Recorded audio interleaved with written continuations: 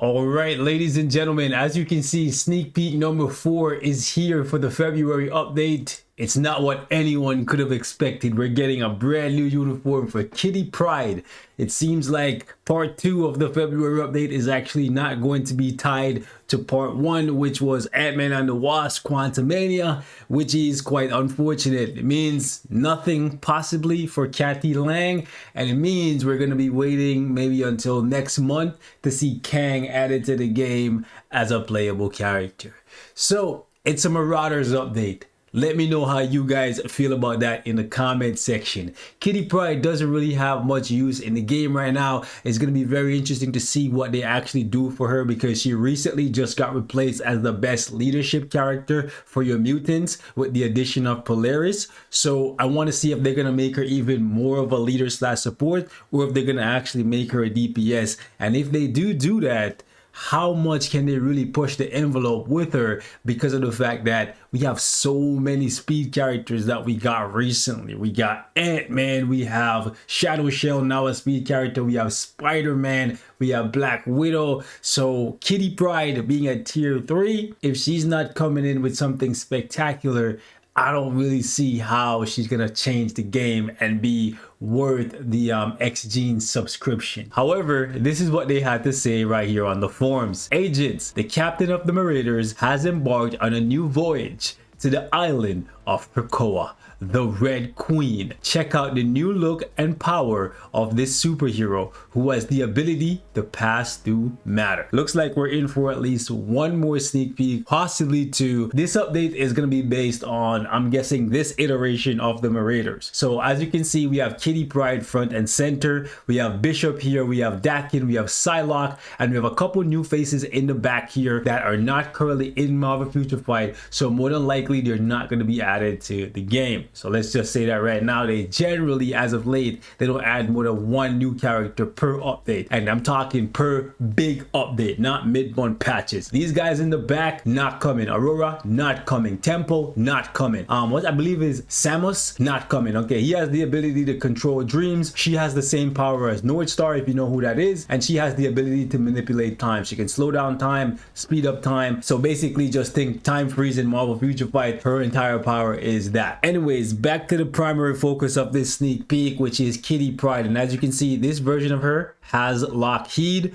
I'm hoping that this time Lockheed is not targetable, because it is extremely annoying to play Kitty Pryde currently, because Lockheed gets constantly targeted by enemies. And even if Kitty Pryde is jumping in and out of iframes, because Lockheed remains targetable, it is really annoying and really difficult to actually keep Kitty Pryde alive.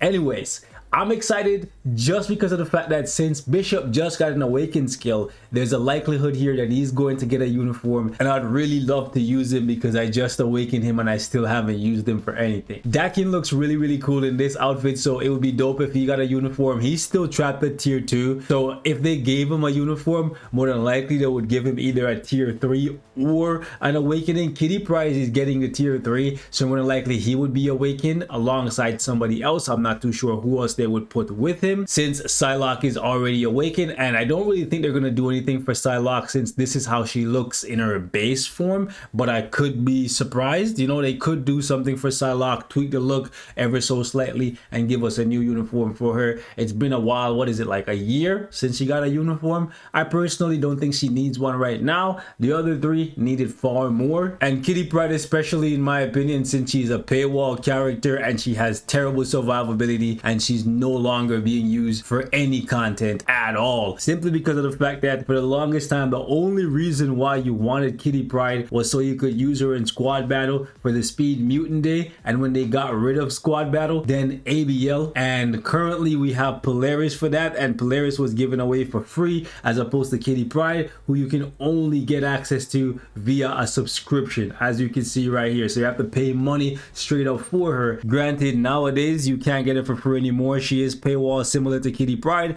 but if you were gonna buy one of the 2, you'd obviously want to go with Polaris, because you're gonna get 45% attack on the leadership plus 45% extra damage dealt to supervillains, and in addition to that, 35% damage reduction. And overall, Polaris is just a straight up better character because she can heal, she has damage immunity, iframes, invincibility, and overall she's just a straight up better character to play than Kitty Pryde. It makes me wonder what they can really do to make Kitty Pryde a must-have character. Now she does have two interesting tags, which is Weapon Master and Command. Command is going to allow you to use her on stage 85 to 89 against Mephisto, so you can use her and Storm and Cyclops together if you're struggling to get through Mephisto at those high levels. However, besides that, I can't really think of any particular need for Kitty. However, I do hope they give her a lot more survivability this time around. I wouldn't mind if they actually kept her tier 2 passive, because it actually offers quite a bit. Guaranteed dodge, guaranteed critical rate, makes her perfect for a CTP of Rage, but I don't really see much use out of her for ABX. There's no way she's gonna be able to compete with Storm in ABL. So even though she seems like she would be great with a Rage, I personally don't see her being able to score over 8 million, and that's what the high-end accounts are getting with Storm. However, if they can manage to fix her playstyle to keep her a little bit safer, I wouldn't mind playing with her for a little bit and see if she can actually clear some content at a decently high level, because currently the skill set for Kitty Pryde is just an absolute travesty. Like, they got her right in the sense of making her phase through environmental hazards, phase through her enemies and stuff. It's really cool. She has an iframe on literally every single skill. However, it's a partial iframe, and like I said before, Lockheed is targetable. So let me just turn on the combat settings here so you can see. Look, the enemies are shooting at Lockheed. So what's going to happen is a lot of time Kitty Pryde will move around, and then she'll move in the path of an attack that was meant for Lockheed, and then she'll get hit, and then she'll die. So I'm really hoping that they actually fix this and makes it so that Lockheed is not a targetable summon, and then the boss can only go after Kitty Pryde. And then they also fill in these gaps, man. The gaps on the iframes, it's really, really bad. Like, look at the one. You're in an iframe when you're underground, but then you come up and you have this long pause with the kick. Like, come on, bro. The boss is just gonna beat your face in. Like, stop it. And the same thing for the two. Long pause and then kick. Like, what? And then you take a look at her skills, you'll see like there's these gaps right when she's beside the enemy. Same thing for the fourth skill. Like, what? You expect me to stand there and like pull the energy from the enemy? Like, what? I'm about to die. Like, none of these things are practical. Like, even that, like, I don't know, dual slash at the beginning before she jumps into the iframe, she has no protection on that. No immunity, no invincibility, nothing. It's just terrible. So I really hope they actually fix up her skill set.